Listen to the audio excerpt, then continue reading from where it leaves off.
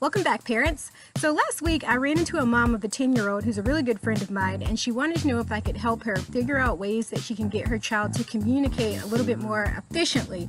So she says, Erica, I love listening to my kid. She's an amazing kid. She has the best stories, and I love learning about her life. But sometimes I'm in a hurry, and it's difficult to give her my undivided attention 100% of the time.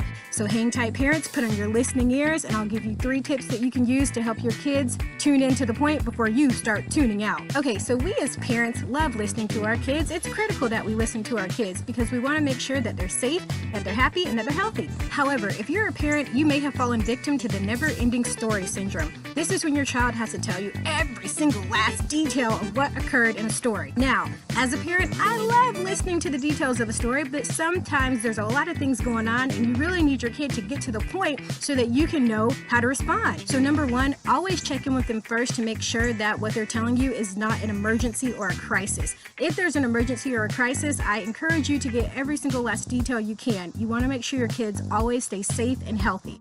Now remember, you and your kids may have different definitions of what an emergency is. So for you, an emergency may be somebody's on fire, but for your kid, an emergency may mean that their brother is hogging the TV remote and they can't watch their favorite show. Regardless, always check in first. Again, remember, safety is key. If your kids have a story that they're really excited about telling you, but you're a little short on time, and you've checked to make sure that this story is not about an emergency or a crisis, then ask for a little bit of time. You can say, gosh, I really need to get this laundry done. Give me 10 minutes and then my undivided attention is yours. Or you can even encourage them to help you with whatever task you're working on so that you two can multitask together. The second thing that you can do is use something that I like to call conversation boosters. So conversation boosters are questions that you can ask their child to help them kind of catapult through their story. So an example of a conversation booster would be like, oh my gosh, wow, what happened next? Or, geesh, what did you do after that happened?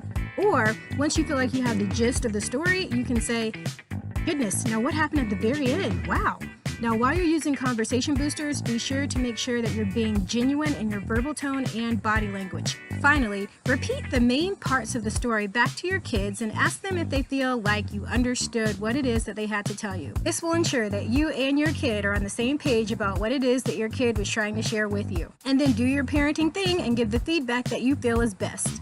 And remember, these tips don't just work with kids, but they can also work with a chatty family member or friend or coworker, so try them out and let me know what happens.